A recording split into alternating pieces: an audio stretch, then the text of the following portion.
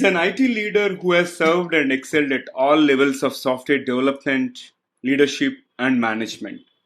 And his specialty is charting a new direction for software engineering, finding innovative technologies, and leading implementation teams to a high quality delivery. With more than 40 years of professional development experience and forward looking thinking, he provides expert advice to critical decisions.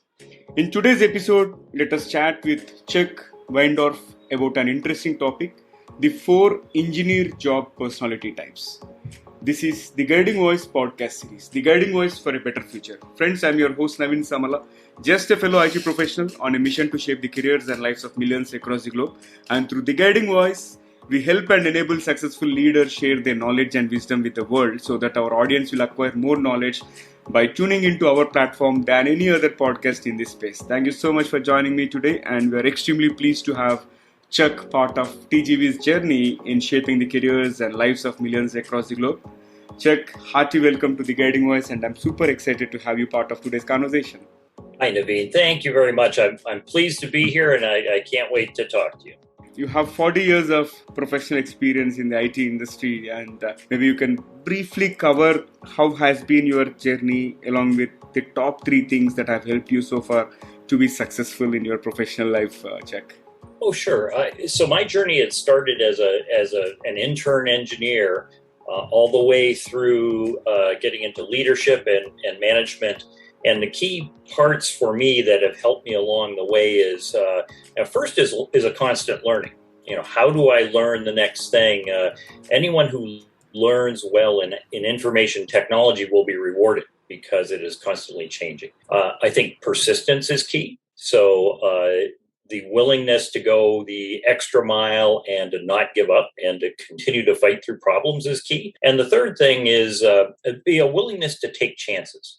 So what is a good chance? What is something to challenge myself and to take the next step? And each of those things, not everyone will take a chance like that. And so you can find some very interesting opportunities by taking chances. So it's about continuous learning, persistence, and willingness to go extra mile, and most importantly, take the next step, have that particular gut instincts. Wonderful. Thank you for sharing those tips. And now let's move ahead and talk about the 4 engineer job personality types that you refer to. Right. So can you explain to our audience as well? Check. Sure, certainly. In the book I was writing about the different personalities, I found that they were fairly distinct. One is a genius. Information technology engineers are very smart people, and their minds move a million miles an hour, and they have great ideas. The all-star is another type of personality in engineering, and the all-star is that person who just loves technical work, and they want to do all of the hardest things all of the time. And so teams with an all-star, you need an all-star to be on your team to help do some of the best work. Another personality type is the introverted personality type, and that is someone who is maybe a little quieter, less likely to be outgoing, and let's say public speaking is difficult for them, but they have that wonderful inner focus that lets them do terrific code because they can see it in their minds, and they can concentrate very well. And finally, and this is a wild card character, uncommon sense is what I call it. And what it is just the personality of engineers is a little different than the average person. And so sometimes you have to understand that there's a little less common sense in a really smart engineer, and you have to communicate more clearly or more directly so that you can make sure you have an understanding. And so those are the 4 types of personalities that I find commonly in information technology engineering. That's a great observation, Chuck. And now let's move on and talk about how can we communicate effectively with these personality types so that we motivate them, all the 4 different personalities. Yes, and that's a great question. The genius personality type, because they're so smart, they can build things that are very complicated. And sometimes as a manager, my job in communicating to our smartest of our engineers was to say, can you make it simpler?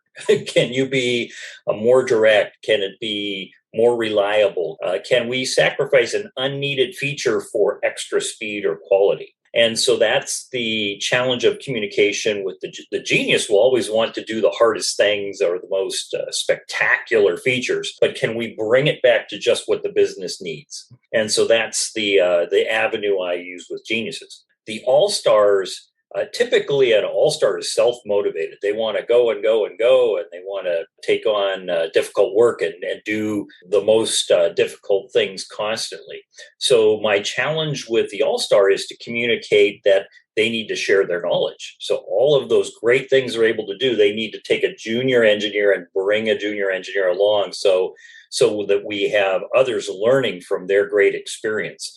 Sometimes it's easy for a manager to say, hey, top engineer, you go do it, and we're going to get it done fast. But a smart manager will bring others along so that you end up with more all-stars at the end of the day. The introverts, the trick with introverts in conversation is to say a little bit and then try and listen to what they're saying back. Since they say so few words, or maybe not very loud words, every word I find from an introvert is valuable. And they have a lot of insights that if I can stop my mouth for a minute, because I'm a talker, then I can start hearing what the introvert has to say, and I learn a lot. And finally, uncommon sense, I think just like we talked a moment ago, the trick with uncommon sense is to make sure we all have an understanding. So I had an engineer with me, and I told this engineer who was new to the United States, I said, when I started in computers, I got in on the ground floor. Personal computers had just been invented when I was starting my career. And this individual thought that the ground floor was the first floor of the building. So he's downstairs looking for, okay, where are these computers down here? No. The ground floor meant I was in the first group that started. And so uncommon sense just has to do with making sure you've got a common understanding. That's wonderful. I loved all the examples, and yeah, in fact, it is. These tips will definitely help our audience in terms of establishing great communication with various personality types and all. And now, shifting gears slightly and talking about the biggest challenge in these days, okay, where companies are trying to bring their employees back to work, and nowadays we are calling it as employees are having upper hand compared to employers, right? And they are dictating the terms in a way, right? So how do we make sure that the teams return to the office and so that they go smoothly after a year away or so? Boy, that is the biggest challenge this year that I'm hearing from my colleagues. And it comes down to having employees know that there are advantages to coming together and working as a team.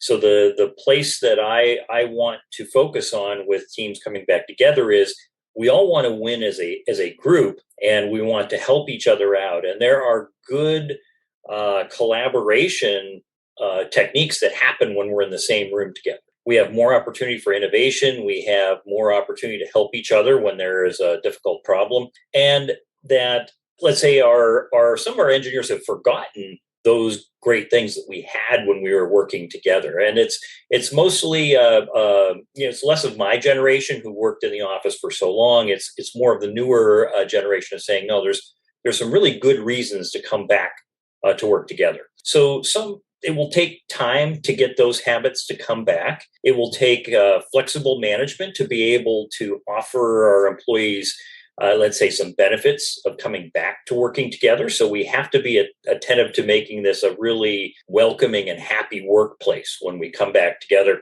And we need to be, this is foremost in my mind, is we need to be careful with meetings and other sessions that we might want to do to get everybody together, but it might waste time. So I want to have a nice balance of when we get together as a team and work together, and when we need some time to focus on our own engineering and work. So there's a good balance that can happen, and management will need to be flexible. Mm-hmm. So these days I've seen on LinkedIn various organizations, what they're doing is they're celebrating a return to office party kind of thing in a grand gala, welcoming everybody and all. Likewise, are there any other techniques to ensure that these employees are excited about returning rather than dreading it? I like the idea of let's say, a grand reopening of the office and having folks celebrate. But I do think that then the frontline manager, the supervisor of small groups, needs to continue the momentum and to encourage some things within the team. For example, just bringing in a meal, even if it's simple as pizzas or something small, would be great to have the team spend time together socially and to help sponsor a couple of those social events. I think another thing that I would propose doing with a small group is we do something around Christmas time called a Secret Santa, where each person picks a name out of a hat and you get a gift from this person.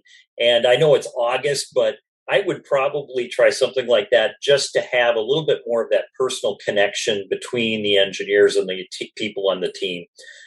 Just things to remind them that, hey, your friends work here and you get to see them every day, and that's a good thing. That's an interesting thought. And now let's talk about this budget cuts. And the moment we come across this recession, the fear creeps in our minds, and we think about job impact and a lot of uncertainty, and which is not good for the employee morale and all, right? So how can we eliminate the fear for the teams so that our teams need not hear about the budget cuts and any other practical administrative issues as such? That's a delicate topic for any good leader to work with, and whether you're a leader as a manager or a leader as a more senior engineer, I think we can work together to keep the day-to-day work, keep it fun, keep it moving, and try and take those long-term issues like with a management team, things like budget cuts or changes in personnel, to not dwell on those and to let employees know, hey, we want to continue to do our work, do well, and have a good time here. And it's not good for the employees to be weighed down with a day-to-day briefing on, hey, things aren't going well, or things are going to have to change. Because the only way to work a company out of those kind of problems is to have your team produce excellent things. And I've always believed that in the toughest of situations, the best of work is still required. And it's the best thing for the company and for the employee to be able to say, I know it's been tough here lately, but I've done well.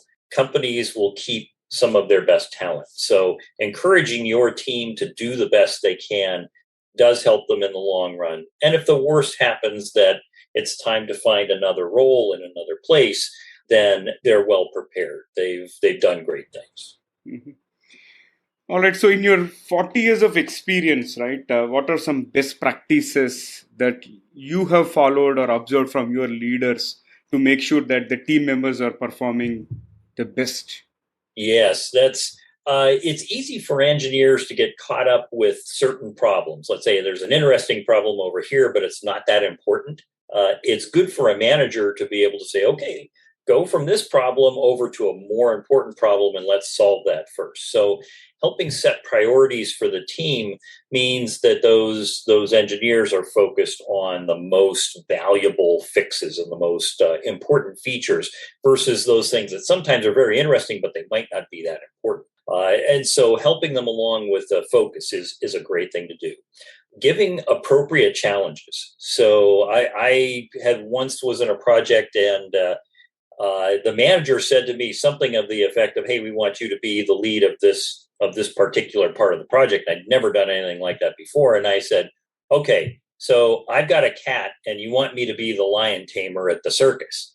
And he looked at me and he's like, well, yeah, is that going to be too difficult? And I said, well, I'm going to need help. So the manager, when we give an appropriate challenge to somebody, needs to also understand I might have to stop what I'm doing and help this individual learn and move along the way. So that's another way to encourage excellence, is by giving advice and having an open door to help employees. And finally, it's important to know that sometimes you can give too much to an employee to do, and when is a good time to shift some of the work around and then to balance the team again. And a manager needs to set up a good project, but then there are adjustments along the way. All those lead to excellence.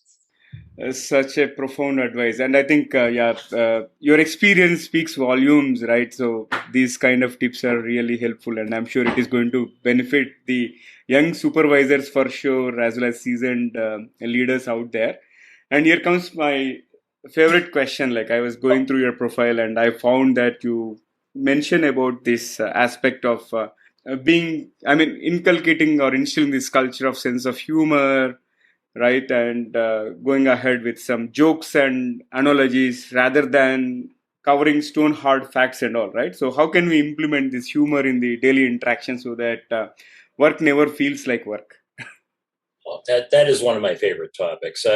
I constantly think that life should be fun, and if I'm at work, I should have a little bit of fun there too. And part of being fun is when you have a laugh with some of your coworkers and friends. It makes things just the workplace easier. So as a manager, I thought that I become less imposing or less standoffish or more like, there are some managers you just can't walk up and talk to. But if you're a funny guy, people will bring all sorts of things to you easily. So I like to be able to use stories to tell when I've made a mistake in order to teach the team, here's something we probably don't want to do because I've made this mistake before. So maybe I can help you avoid this mistake or to learn from me in the process. And because I actively talk about stories that are funny or mistakes that I make, people tend to remember them. And I've had people work for me as an intern and then years later come back to me and says, hey, remember when you did this silly thing and we had to fix it? Yes, I certainly do remember that. And the only reason they remember it is it was funny. And so there is something about the memory. I can tell you all the rules in the book and you won't remember any of them. But if I tell you a funny story about me failing about a certain thing, you'll probably remember that. And that's really what I would like. The other part of having funny stories and things that after a tough event, we can normally take that tough event and tell something a little funny about it that happened during the process. It helps the team say, well, we'll be okay. We'll have a tough time and then we'll get through it and we'll tell a story about it and everything will be all right. The best compliment I have ever received as a manager is somebody came up to me and said, I liked you on this project because whenever we talked to you, we had a feeling it would turn out okay. And it was still hard, but yeah, it's going to turn out okay. We'll figure it out. Humor helps people be relaxed and to just have fun. Makes sense, absolute sense. And thank you for sharing those wonderful insights. And this has been great conversation so far. Check. Let's add some spice to the episode. I'm going to kick off a quick rapid fire round with your consent. Are you ready? Sure. All right. So here comes my first one. Can you share one life-changing incident that changed your perspective altogether? Oh, yeah. I was involved in one impossible project. All of us knew it was impossible. It was not going to meet the deadline. And I think that what changed me is that you can still do excellent work in an impossible situation. It can be valuable for the company, and the company will eventually figure out that it wasn't possible. But they will still understand that you did good things. So that was changing for me. Wow. Here comes my next one. What is the best piece of advice that you have received so far? Oh, don't give up. The most important thing in IT is problems are all solvable. Just don't quit, and you'll find them. Wow, great. What is one word that you hate the most? Oh, I think I can't stand can't, and I guess I used can't twice. But folks who tell me they can't do it, that's an attitude I want to try and change and to make them have more confidence. All right. Now I'm curious to know top 3 things from your bucket list. Oh, my bucket list. Well, one is to finish a novel I'm working on. So I would like to wrap that up this year. So I'm trying to do that. I would love to go and tour Europe. So Europe's one of the places I have not traveled in yet. And finally, every year I try and learn one new hobby or one new skill. And so I'm going to continue doing that as part of my bucket list. So interesting. All right, and good luck on all those things. Now comes my last one for the rapid fire check. What will be the electronic gadget or technology that you like to see or invent yourself? Oh, I would love to have something that I could plug into my head that would help me remember all the names and titles and commands and all the things. I think my head, as I got to age 60 here, got a little bit full. So I need extra memory. Quite interesting, actually. It is like our external hard drive. We need external brain. Yep, I need the USB connection right into the side there.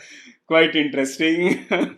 but we are in the exciting times. I don't know. It could be possible in the next 5 to 10 years also. We can't. I hope so. Yeah, all right. That was great rapid fire. I thoroughly enjoyed it. And now let's flip back to the mainstream. And one final question Sure. before I let you go. Check, what will be your one piece of advice to those aspiring to begin their careers? Oh, yes. We've talked about this already in the conversation, but I want to refresh it. The ability to constantly learn means that any new opportunity that comes up within your company or within many companies, those learners seem to be able to do the most new, advanced, interesting, critical things. And there are plenty of engineers who would just like to do maintenance on things that exist. But if you have that ability to learn constantly, I think that opens so many doors. One other piece of advice I'd give in terms of the leadership side, if you're willing to learn, well, then you want to understand both how the technology works so you can help your team apply it correctly, but how do your people work best together with those technology? That's the harder part. And that takes learning from your peers, from your team, seeing them work together and saying, okay, I know the best place for each of my employees to contribute to a project or to a technology, and I know where I want to challenge them and grow them. I think managers who do that, their teams will shine, and that will lead them to bigger and bigger leadership challenges. Simply awesome.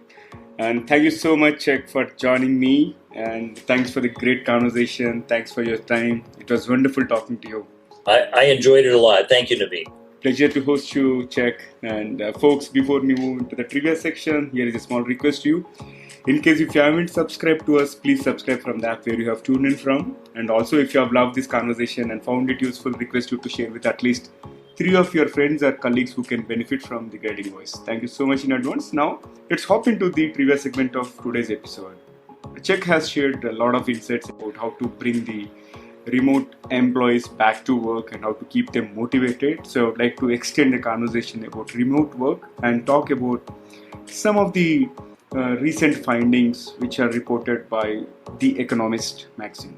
As per The Economist, there could be over 1 billion remote workers by 2035, and this is going to have a considerable impact, not just the lives of remote employees, but the society in general, because this digital nomads move away from the urban centers, which will lead to the flourishing of tier 3, 4 cities and towns, and which will also lead to significant reduction in urban decay, which is plaguing most of the world's metro cities and all. And it will also lead to lesser pollution and a lot of other benefits. All right, so that's all for today.